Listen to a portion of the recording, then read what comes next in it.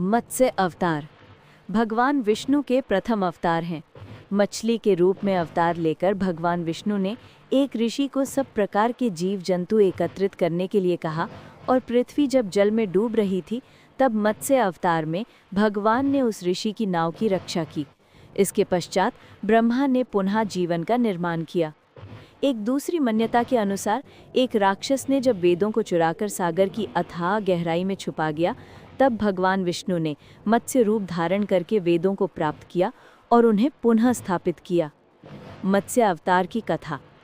एक बार ब्रह्मा जी की असावधानी के कारण एक बहुत बड़े दैत्य ने वेदों को चुरा लिया। उस दैत्य का नाम हयग्रीव था। वेदों को चुरा लिए जाने के कारण ज्ञान लुप्त हो गया। चारों ओर अज्ञानता का अंधकार फैल गया और पाप तथा अधर्म का बोलबाला हो गया। तब भगवान विष्णु ने धर्म की रक्षा के लिए मत्स्य रूप धारण करके हयग्रीव का वध किया और वेदों की रक्षा की। भगवान ने मत्स्य का रूप किस प्रकार धारण किया, इसकी विस्मयकारिणी कथा इस प्रकार है। कल्पांत के पूर्व एक पुण्य आत्मा राजा तप कर रहा था। राजा का नाम सत्यव्रत था। सत्यव्रत पुण्य आत्मा तो था ही, बड़े उदार हृदय का भी था। प्रभात का समय था, सूर्योदय हो चुका था। सत्यव्रत कृतमाला नदी में स्नान कर रहा था।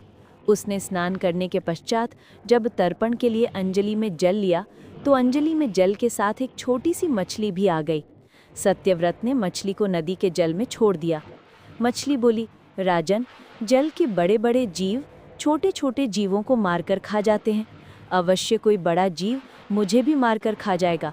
कृपा करके मेरे प्राणों की रक्षा कीजिए। सत्यव्रत के हृदय में दया उत्पन्न हो उठी। उसने मछली को जल से भरे हुए अपने कमंडलू में डाल लिया। तभी एक आश्चर्यजनक घटना घटी। एक रात में मछली का शरीर इतना बढ़ गया कि कमंडलू उसके रहने के लिए छोटा पड़ने लगा।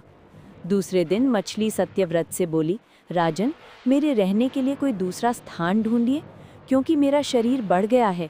मुझे घूमने फिरने में बड़ा कष्ट होता है। सत्यव्रत ने मछली को कमंडलू से निकालकर पानी से भरे हुए मटके में रख दिया।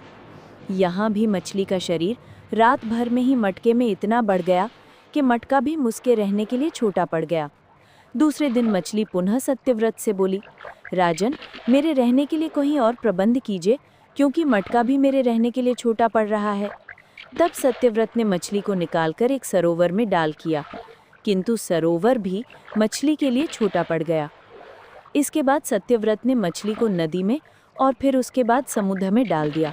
आश्चर्य! समुद्र में भी मछली का शरीर इतना अधिक बढ़ गया कि मछली के रहने के लिए वो छोटा पड़ गया। अतः मछली पुनः सत्यव्रत से बोली, राजन, ये समुद्र भी मेरे रहने के लिए उपयुक्त नहीं है। मेरे रहने की व्यवस्था कहीं और कीजिए। अब सत्यव्रत विस्मित हो उठा। उसने आज तक ऐसी मछली कभी नहीं देखी थी। वो विस्मय भरे स्वर में बोला, मेरी बुद्धि को विस्मय के सागर में डुबो देने वाले आप कौन हैं? मत्स्य रूप हैरी श्री हरि ने उत्तर दिया, राजन, हयग्रीव नामक दैत्य ने वेदों को चुरा लिया है। जगत में चारों ओर अज्ञान और अधर्म का अंधकार फैला हुआ है। मैंने हयग्रीव को मारने के लिए ही मत्स्य का रूप धारण किया है। आज से 7वें दिन पृथ्वी प्रलय के चक्र में फिर से जाएगी। समुद्र उमड़कर अपनी सीमाओं से बाहर बहने लगेगा। भयानक वृष्टि होगी। सारी पृथ्वी पानी में डूब जाएगी। जल के अतिरिक्त कहीं भी कुछ भी दृष्टिगोचर नहीं होगा। आपके पास एक नाव पहुंचेगी। आप सभी अनाजों और औषधियों के बीजों को लेकर सप्त ऋषियों के साथ नाव पर बैठ जाइएगा। मैं उसी समय आपको पुनः दिखाई पड़ूंगा और आपको आत्म तत्व का ज्ञान प्रदान करूंगा। सत्यव्रत उसी दिन से हरि का स्मरण करते हुए प्रलय की प्रतीक्षा करने लगे। 7वें दिन प्रलय का दृश्य उपस्थित हो उठा। समुद्र भी उमड़कर अपनी सीमाओं से बाहर बहने लगा। भयानक वृष्टि होने लगी। थोड़ी ही देर में सारी पृथ्वी पर जल ही जल हो गया। संपूर्ण पृथ्वी जल में समा गई। उसी समय एक नाव दिखाई पड़ी। सत्यव्रत सप्त ऋषियों के साथ उस नाव पर बैठ गए। उन्होंने नाव के ऊपर संपूर्ण अनाजों और औषधियों के बीज भी भर लिए। नाव प्रलय के सागर में तैरने लगी। प्रलय के उस सागर में उस नाव के अतिरिक्त कहीं भी कुछ भी दिखाई नहीं दे रहा था। सहसा मत्स्य रूपी भगवान प्रलय के सागर में दिखाई पड़े। सत्यव्रत और सप्त ऋषिगण मत्स्य रूपी भगवान की प्रार्थना करने लगे।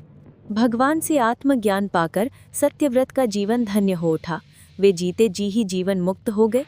प्रलय का प्रकोप शांत होने पर मत्स्य रूपी भगवान ने हयग्रीव को मारकर उससे वेद छीन लिए। भगवान ने ब्रह्मा जी को पुनः वेद दे दिए। इस प्रकार भगवान ने मत्स्य रूप धारण करके वेदों